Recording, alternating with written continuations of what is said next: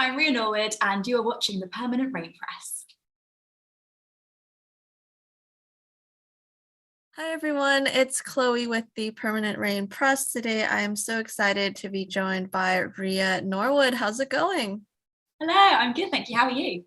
I'm doing well. I am so excited to dive into Heartstopper with you, but I like to start things off by asking you what was the initial spark that got you passionate about the arts and about performing? Well, I love this question. I've always sort of loved stories and stuff from a very young age. I was always playing make-believe, and my mum was a brilliant reader, and she would read us bedtime stories. It was my favorite part of the day. And I just think I always had that want to be in stories and to imagine and create, and I think acting was always an extension of that, so it was just the natural progression for me. And then I love performance. I love particularly with theatre, the live buzz of it all and the adrenaline you get. So definitely sparked from that, and watching films like the Harry Potters and the Narnia films and Pirates of the Caribbean, all those big adventure films. And I'd watch the behind the scenes footage, be wow, this is just as magical. So yeah, that's definitely where it sort of started for me. And then yeah, from a young age, I was always sort of interested in performing and stuff, and singing and dance and everything like that, really. And so that was perfect for you because it led you to a path of theater school. You'll be graduating from Bristol Old Vic Theatre School later this year. What are some of your favorite memories from your studies and all the productions that you've taken part in? Yeah, I mean, it's been a really interesting training because of COVID, obviously. So I had the joy of a Zoom drama school, which has definitely given me some funny anecdotes, let's say. In retrospect, we can look back and laugh.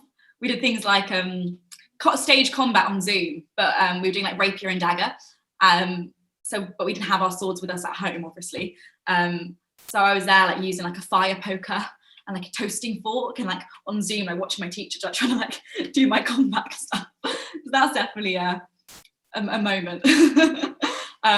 But one other than COVID and Zoom drama school, I think all the shows I've done have been so wonderful to be part of. I love staying behind school actually, and just being in the rehearsal rooms and stuff, and I'd sing with my friends and stuff. And I think that's definitely one of my most cherished memories from the past 3 years, is sort of staying after school and just mucking around with songs and doing duets and just doing monologues to each other and sort of collaborating on outside of lessons. I think is really key at drama school. I think that's definitely what I love. Yeah. That's awesome. It's all about the people you meet and the connections. And then obviously you're going to meet a group of people that you want to create with in the future. We'll talk about your current project now, though, Heartstopper, Imogen. What conversations did you and Alice Oseman have early on about Imogen, and did you two shape her together? Yeah, I mean, it was really quick turnaround. So I'm used to being in theatre where you have a 4-week rehearsal process to sort of constantly have these conversations. But with film and TV, it's often I was only in for 2 days of rehearsals before, and one of them was a table read day before I was in shooting. So it was quite a quick turnaround. But I think we all wanted to bring out in her the vulnerability and a sort of an ignorance that doesn't necessarily mean she's got bad intentions. She's just unaware. I think the thing about Imogen is she's quite deluded, and that was always my key thing. Is I didn't after getting cast, I didn't go back and read the books or anything again, because I wanted to sort of have in my mind that Imogen was the main character in her own story. I think that's really important when you're creating characters, is that you sort of so I didn't need to know about Nick and Charlie in as detail as maybe other characters do, because that wasn't really part of my story as Imogen, if that makes sense. So yeah, that was definitely it. I think we wanted to stay clear of a classic mean girl trope and the popular girl trope, because I think that's been done before. And yeah, I think it's interesting in certain perspectives. I think what's brilliant about Heartstopper is it's so real and specific, and it doesn't rely on tropes, I think that that is so fascinating to hear that you didn't, go back and read the source material because, as we know, Imogen's a completely new character. So it's important that you kind of focus on her story, and as you read the scripts and it goes along, you kind of get immersed in these other characters. But it happens naturally during filming. Were you provided with any specific fictional characters or source material to draw inspiration from for Imogen? No fictional characters. I drew on some characters in my own life though.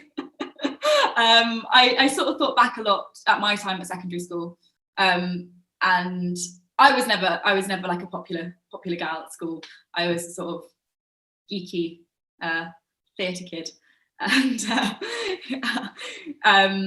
but I knew a lot of girls like Imogen, and who were always really fascinating characters to me. I was never friends with them. Some of them could be mean, do you know what I mean? But looking back in retrospect, I realized that a lot of the way they are and the things they do and how they act and things they say that can be hurtful to people comes from a place of insecurity often. And that's what I really wanted to draw on with Imogen. So a lot of the way that I gave, like the way I created her mannerisms and the way she spoke and the way she was motivated to say the things that she says in the show, definitely was based on some of the girls I went to school with. I also, because I'm now 20 and Imogen is 15, 16. So I went and spoke to some girls who were still at secondary school at that age now, and I wanted to just talk to them about their experiences as well, and particularly going to all girls schools as well because I went to a mixed school. So there was a lot of bits and bobs of research that I did to create her character from real people as opposed to fictional people though. You're doing your own field research. That's very cool. I do have to say, I know this is one of your favorite shows, but I could draw some parallels between Imogen and Amy from Sex Education, played by, of course, the brilliant Amy Lou Wood. But I feel like, similarly, they're on their own paths of kind of self-discovery. Obviously, the whole wide-eyed look, trying to read people. So I thought that was a reference that I came back to. What do you imagine, what was Imogen's backstory? I know you don't want to give away all the secrets, but in terms of creating a family for herself to motivate her actions and her purpose, is there anything that you can share on that front? Yeah, I mean, God, it was a while ago. I usually do for each character I usually create such quite an extensive research and backstory. But for some reason with Imogen, I felt like I instinctively knew her a little bit, and so I didn't do as much sort of in-depth sort of character backstory as I usually do, which was really interesting. I think as an actor, it was a sort of weird experience of going, oh, should I have done that? But I was like, I don't feel like I need to. But she definitely, she comes from a position of privilege in many ways, I think. And I think having that in her backstory was quite key for me, because I think privilege can often breed ignorance. And so that was key. I felt like her family, were well off, middle class family. She has a dog who I called Winnie the dog, bless, R.I.P. Winnie. And yeah, I imagined she'd always I think the idea of popularity was really key for me. So I imagined she'd always been popular. It was something she's always had, and also something she really massively fears losing. Which I think also motivates a lot of her actions. So Imogen spends a lot of time, she hangs out with Nick, Ben, Harry, and their friend group outside the Trueham School gate. How do you imagine their friendship began, especially I want to say hers with Nick, Ben, and Harry, because those are also the characters that we focus on in the show? Yeah. So obviously they go to separate schools, but having spoken to people that have gone to separate schools, there's a lot of integration and stuff. So I sort of imagined in year 7, the first year, there was some sort of school mixer kind of thing. They met there, and then the next day Imogen saw them at school benches where most of my scenes were actually outside the school on the benches, and sort of took her little girlfriends and we're going to talk to the boys, because she'd definitely she's one of those girls where she at the moment she feels like being friends with guys is cooler than being friends with girls. So I feel like that would be her motivation. She'd think it was really cool, so she'd go up and talk to boys, and then she'd just sort of go every morning. She's persistent. We can tell she's doing it. She's got some like confidence in her. So yeah, she definitely do that. That's how it began. I think that is very on brand for Imogen. And of course, we know she harbors a not so secret crush on Nick, who, again, she is known for like the past 5 years. In your eyes, what attracted Imogen to Nick romantically, and why now? Why at this point? Yeah. The thing is, I think although she doesn't necessarily see everything, she sees bits and bobs, and I think she sees enough to recognize that Nick is different from the likes of Harry and Ben. We even see sort of snippets of like Harry teasing Imogen as well. Like, she recognizes that he's not a nice person, I think. But Nick isn't that. Nick is a lovely person who she clearly has a great friendship with. And I think that's definitely what draws her to him. Yeah, he's a nice guy in a group of not very nice people.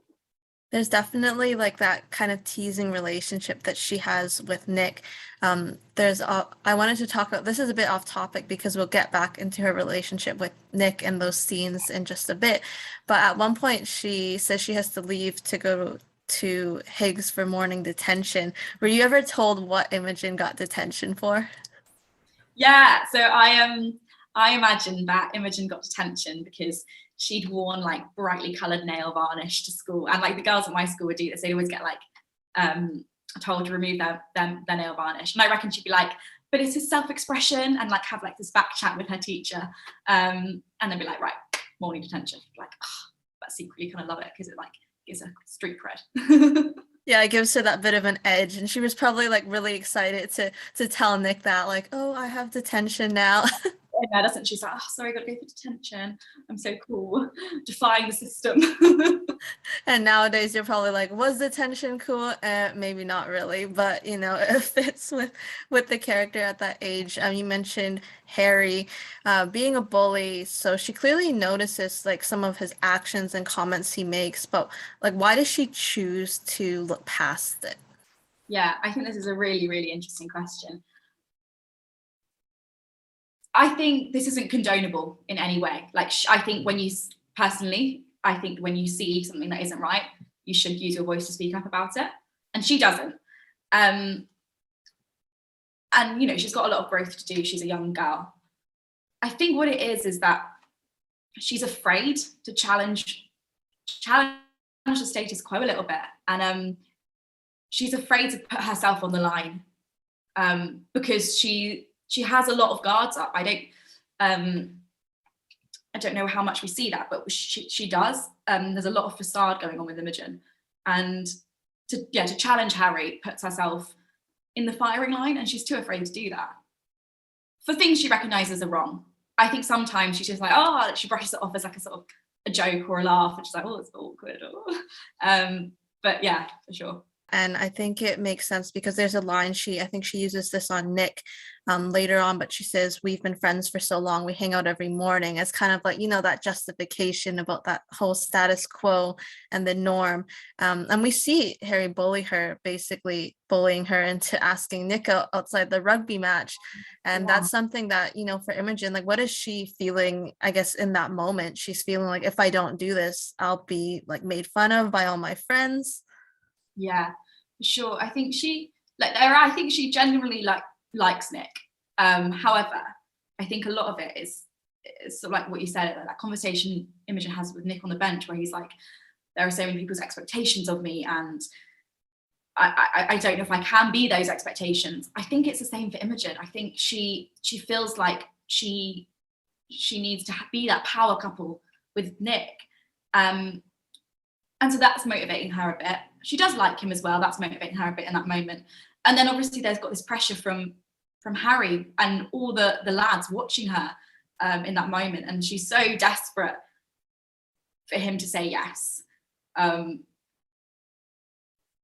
don't think she planned to ask him out in front of a load of people. I think it sort of happened, and she was like, well, like, I'm gonna have to do this now in front of them. And so yeah, she's it's just definitely, it's sort of just like, please say yes, I think is the overriding thing in that moment. Just please say yes. Which You could see it in her face as well. She was just like egging him on, like you could see that even though her fingers weren't crossed, like her fingers were crossed, that he would say yes, because if he said no, that just would have been probably like mortal embarrassment for her. What was your favorite scene to be a part of, and why? I honestly, like, there were so many lovely scenes to do. My second day of filming was the canteen scene, which is the sort of, I guess, a line that for Imogen that's blown up a bit, which is the "I'm not homophobic, I'm an ally." That was, we all knew that was such a beautifully written scene, and it was endless fun. It was like my second day of filming, so it was my first time filming with Kizzy and Karina and Yaz.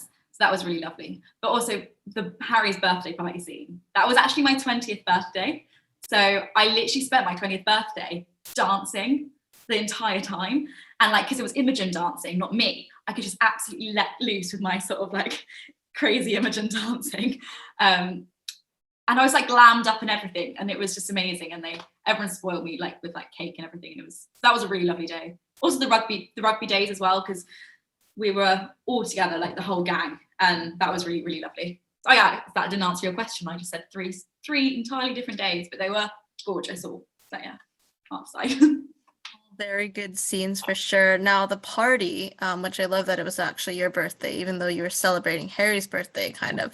But on the dance floor, trying to get Nick to dance with her. Tell me about filming that, and like with Kit, and it was just, Imogen was so free there. It was a bit different than, as you mentioned, like having her guard up.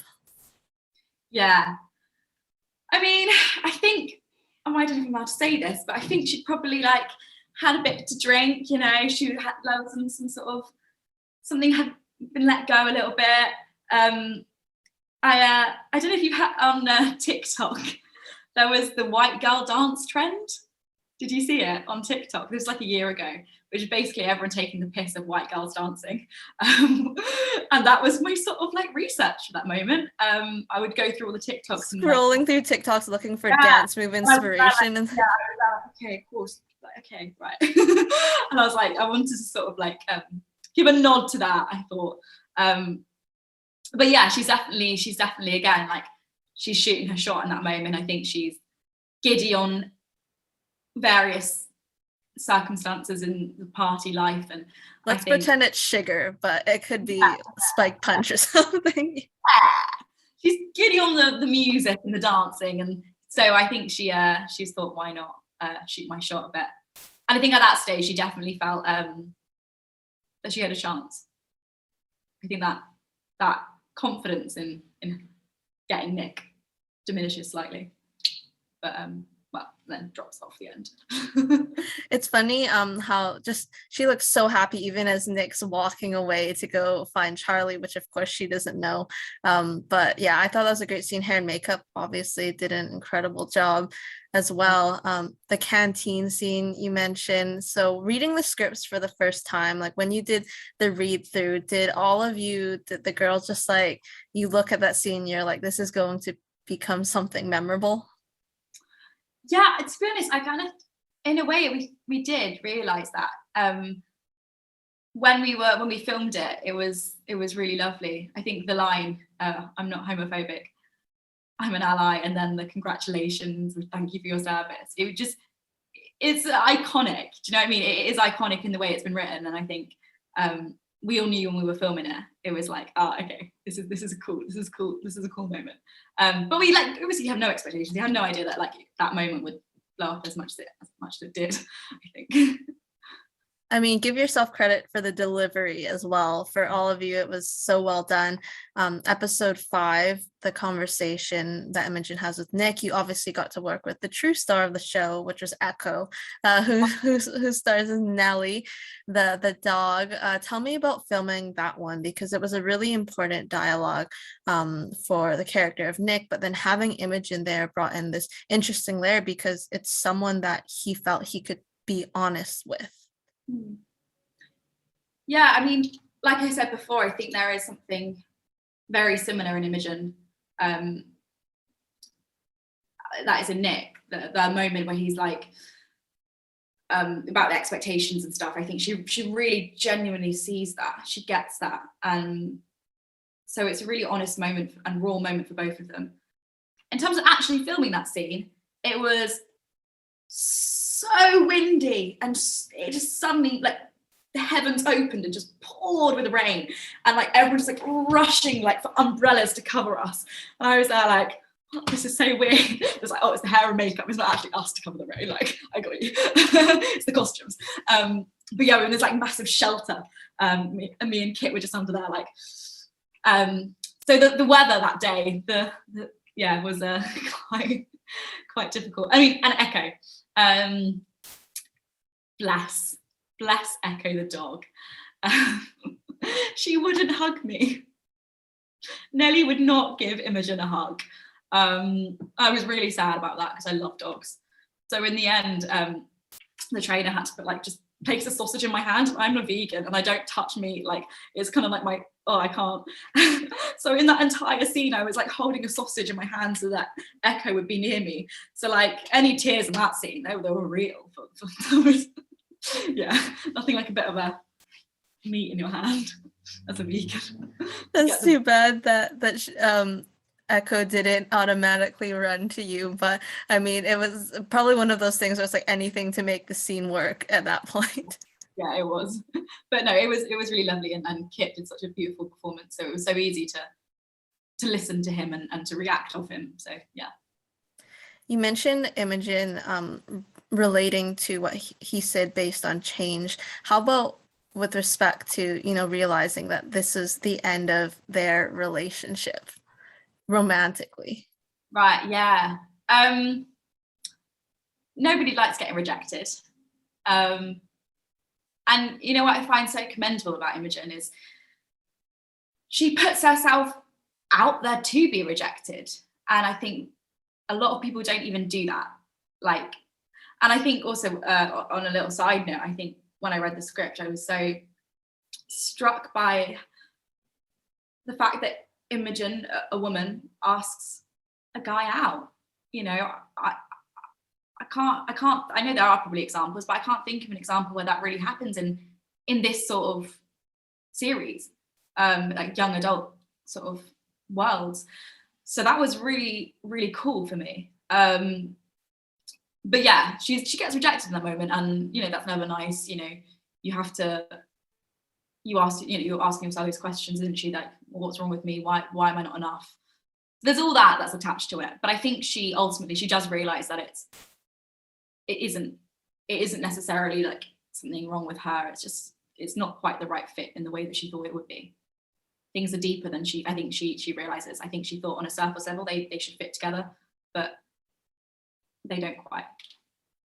And I think she does understand that, because we see like the day after when Harry kind of ribs him about it, and then she does say she thinks that she can do better. So there's again a bit of that whole guard thing going back up in the persona she wants to maintain, even though she's not going to spill anything that Nick said. Sports day, we see Imogen give that meaningful look when Nick and Charlie are walking hand in hand off the field. I guess this is a two-part question in that, number one, like, what emotions were you feeling in that moment? And then what was Imogen feeling in that moment? Oh, good. Yeah. Yeah, that's a lovely moment. I think I've seen a lot where people are like, oh, that's her redeeming moment. I think there's, in terms of her thought process in that moment, there's a lot of things running through her mind. She realizes one very key reason why Nick doesn't want to be with her is that he likes somebody else. And two, like I said, they have this friendship where they recognize things in each other, her and Nick. And I think the conversation they have on the bench is sort of, it makes sense in another light when she sees Nick and Charlie together. And I think there's a happiness. There's a happiness for Nick in seeing, and I think there's also a melancholy in knowing that he can be so brave as to step away from those expectations that we were talking about. And I think there's a sense of like pride and feeling kind of amazed by such a bold move, when she knows that, you know, he's struggled with these expectations and he's just gone and blown that out, and she's like, well, he's done that, like that's incredible. Maybe, and I think there's an element of like, maybe I can do that then. Maybe I can stop trying to fit in a way that I'm not quite fitting, and be somebody that I'm not quite. And then yeah, obviously, like as an actor, like as Rhea, that moment in the show is so beautiful. I remember doing the table read, and we've got to that part in the episode we were reading, and the emotion in the room was just incredible. And we were all just like welling up with this sort of unbelievable sense of joy, happiness, love. It was incredible. It was a really incredible moment. We were all just like, not a dry eye in the house. Yeah, so that seeing that come to life was beautiful. Yeah, it was such a beautiful moment, and I love that the cast kind of got to experience it together multiple times, first during like the rehearsal table read and then actually being a part of it being filmed. Is there a specific scene, part, or theme in the books that you would love to see adapted on screen in a season 2? Oh, you know what? We all want to go to Paris. So that's the number one answer from everyone else I've spoken with so far. Give me the Paris trip. Get Imogen to Paris. I would love, more than anything, that Imogen to go to Paris and like just sort of rock up in like a beret and like red lipstick and like shopping bags, and be like bonjour, and like refuse to speak any other language other than French or something. I feel like that's definitely what she'd do. So yeah, that would be my answer. Paris. How about like with Imogen as a character, what would you hope to see from her in future seasons, season 2?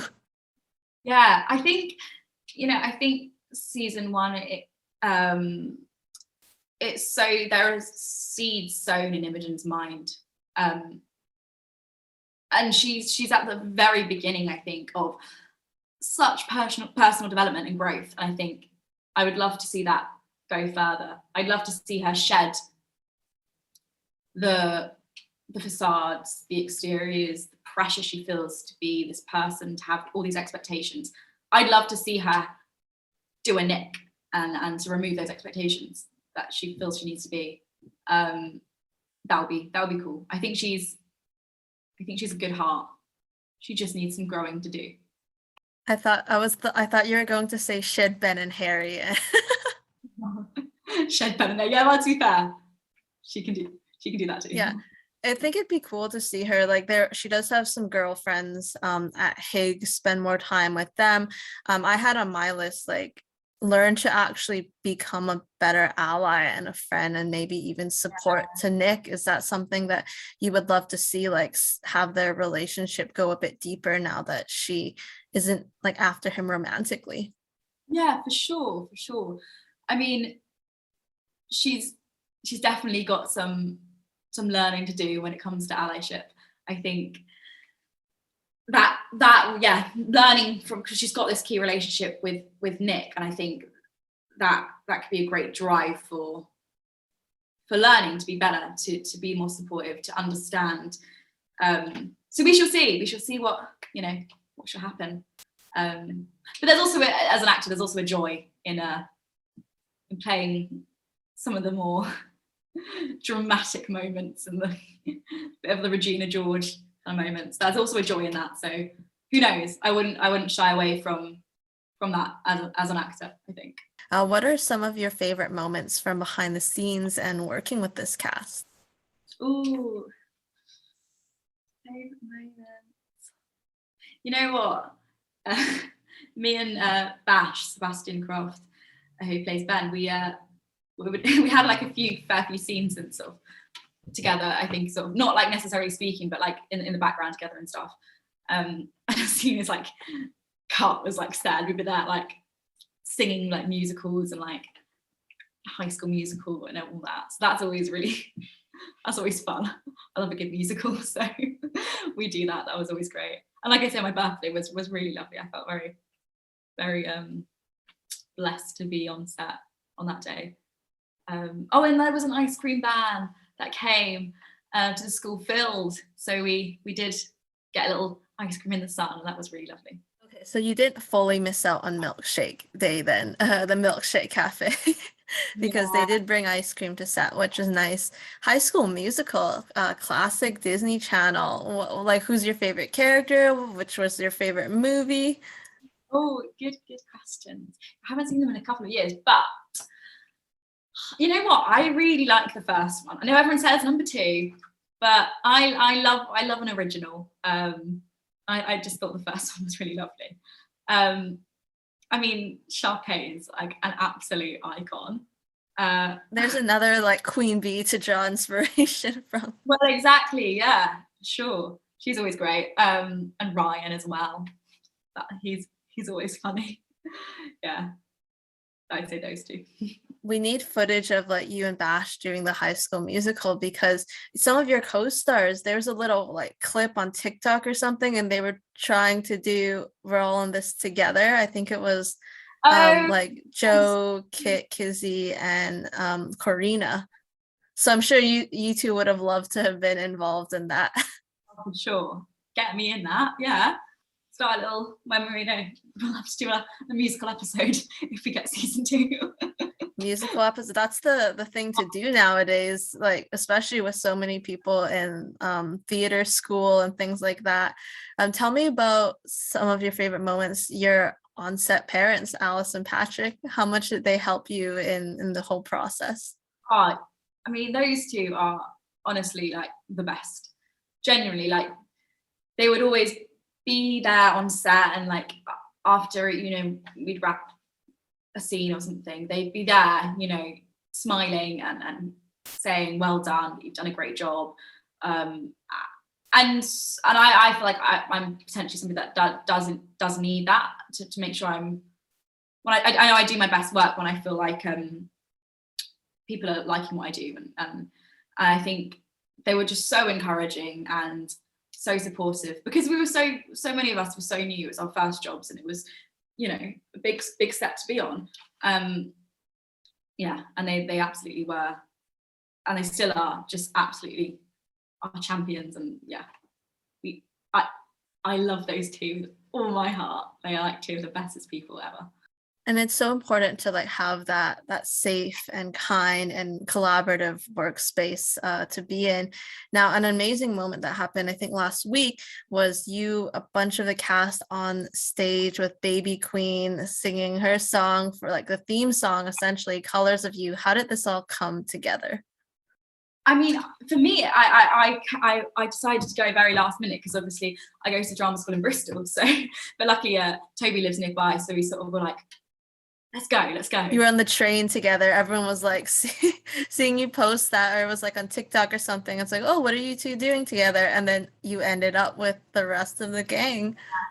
Yeah, honestly, it was, you know what, it was electrifying. Like, it was a very last minute thing. We were like suddenly gonna sort of go on for Colours of You, and I mean, it was incredible. Like, we were standing backstage, and like the vibrations from like the speakers and the music and stuff were just like running through us. Like, we would speak and our voices would be like, it was so cool. And then to rush on, and like there was this massive scream and everything. It felt definitely like a sort of like Star is Born kind of big movie moment. That sort, yeah, it was unbelievable. And like Baby Queen and her songs are incredible, and her performance, you know, she brings to the songs that she does is phenomenal. So that was so cool, and just lovely to be with the whole cast and to celebrate, you know, the songs and the show was, yeah, it was amazing. Bella cameo, Bella character season 2. I think so, absolutely. Maybe there's like another birthday party or something, and Harry maybe like, I don't know, hires like a singer and baby. I know, like an international pop star kind of thing. Seems like that would fit what Harry would do. Yeah, to be fair, it was like 17th birthday or something. Now, the fan response has been so passionate. Did you expect the amount of fanfare, and have you been seeing a lot of like the fan art and the edits and the messages? Yeah, I definitely have. Like, I mean, in terms of expectations, like, no, I had no expectation really. I didn't know what to expect. I'm, like I said, I'm a complete novice in terms of being in, the TV and film world. So I didn't have any expectations in that sense. And in terms of fan reactions, I mean, it's been incredible. The show has been so well received, and that's amazing. But yeah, I have seen a lot of like the edits and the memes of Imogen and the fan art. The fan art's incredible. Like, people are so talented. Yeah, it's mad.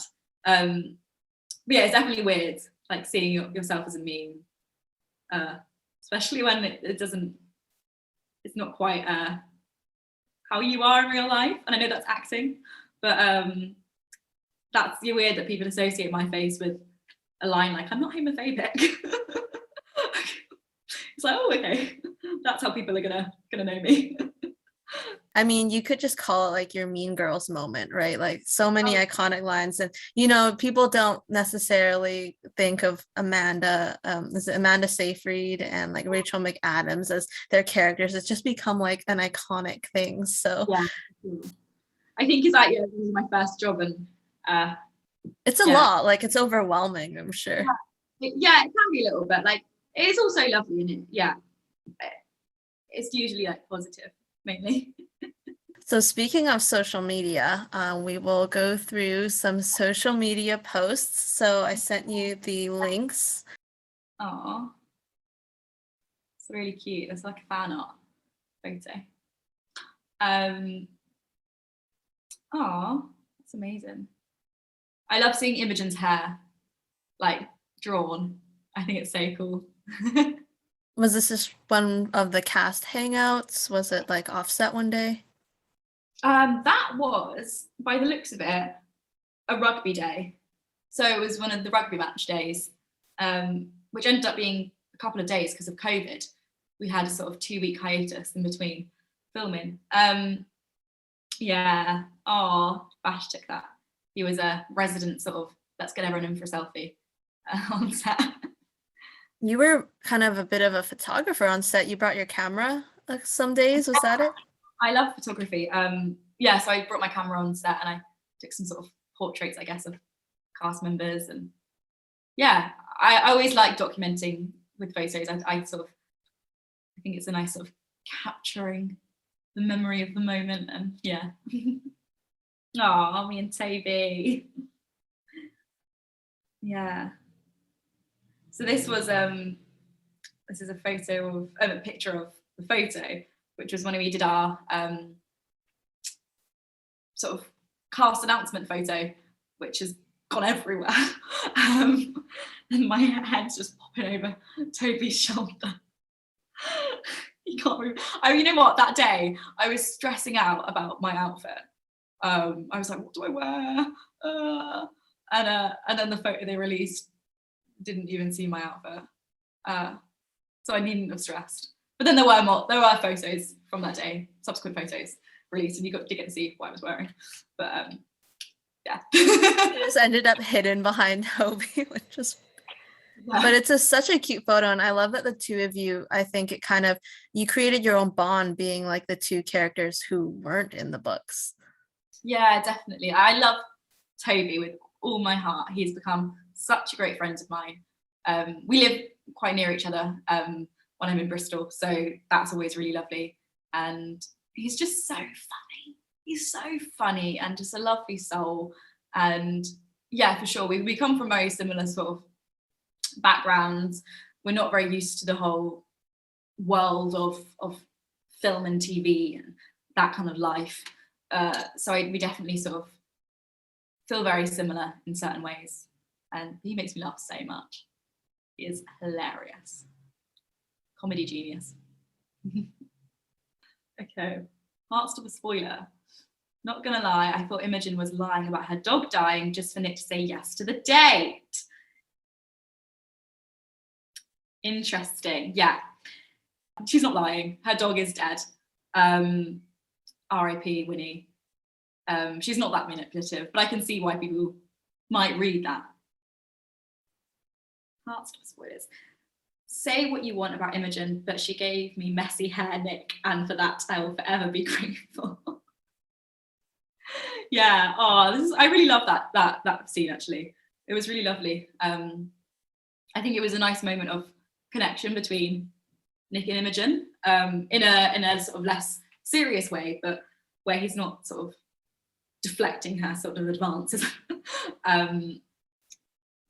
Yeah, I think that was, yeah, it was just, I think it was in the script, like, I'm a highly qualified hairstylist, ruffles his hair, but there were several takes where that was not as bad as as some of the ruffling of hair that I did in other takes. I think, like, literally his hair was like all over the place, and yeah, the restyling of hair had to be done quite a lot.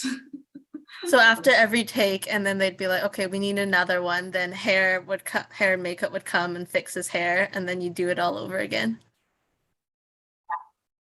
Yeah. So this is going around on Twitter, but people want to know, is Kit's hair ginger or strawberry blonde? Oh, I don't know, you know. I feel like it's one of those hair colours that changes in the lights and maybe in the seasons as well. But I'm gonna say, I don't know. As a highly qualified hairstylist, what would Imogen say his hair color is? I'd say strawberry blonde. I think. Yeah, I don't know. It's undefinable. Undefinable hair color. I like your definition changes with the light. I think that could work. Yeah, we'll say that. And this is Rhea Norwood. It's like a photo show. That's cute. It's an animated princess. And the one above it, I think they said was... Oh, there's one above it. Oh, this is King Kong. To be fair, there's a strong resemblance there. I see it. Wow.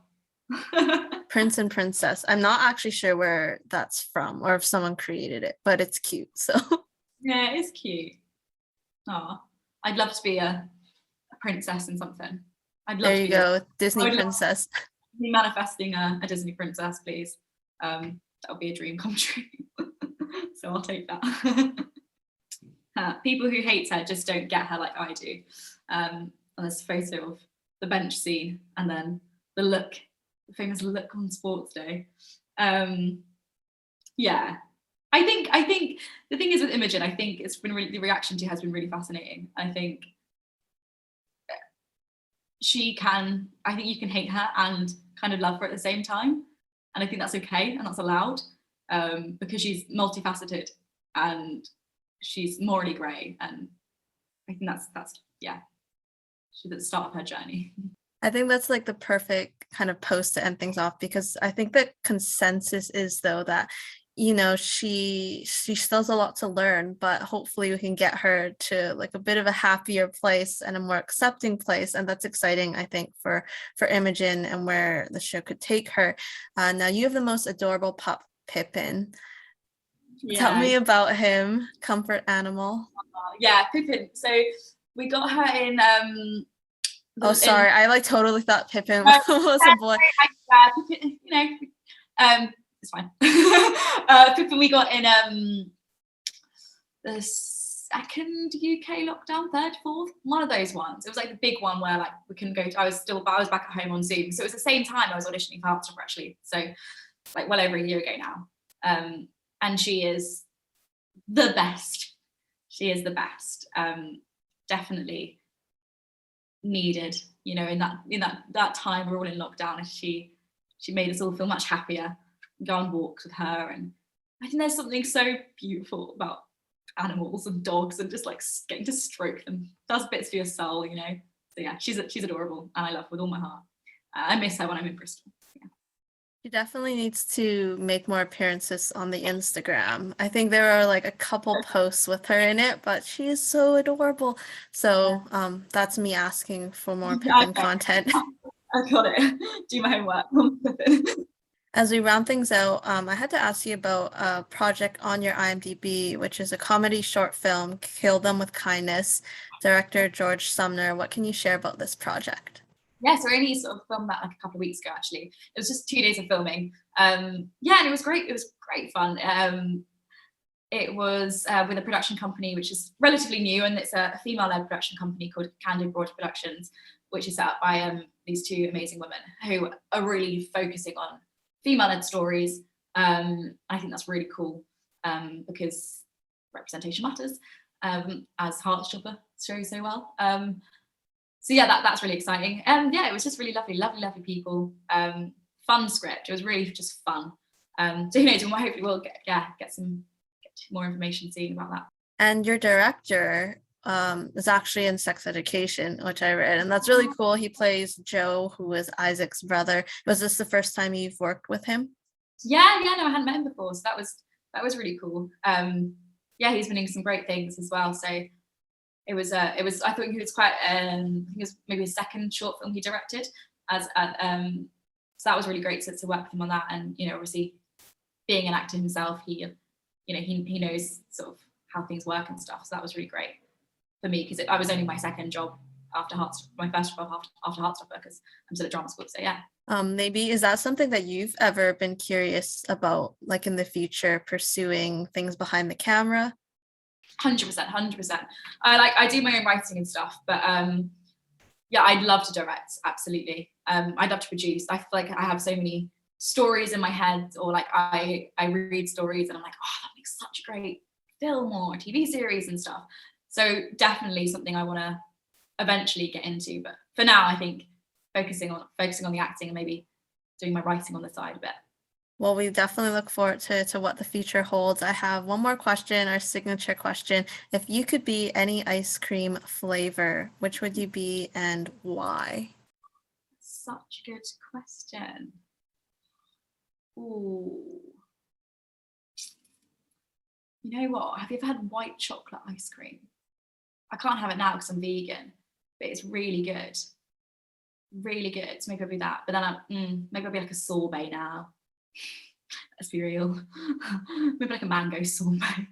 Bit sad, isn't it? I like it. You're like, it definitely has to fit with your current eating habits and your appetite now. But a mango sorbet, we'll take it. I mean, close enough to ice cream. And if that's the substitute. Like a vegan salted caramel. Chocolate, anything. You know what? Ice cream's great. I'll eat it all. Great. Well, thank you so much, Rhea, for taking the time to chat. Really appreciate it.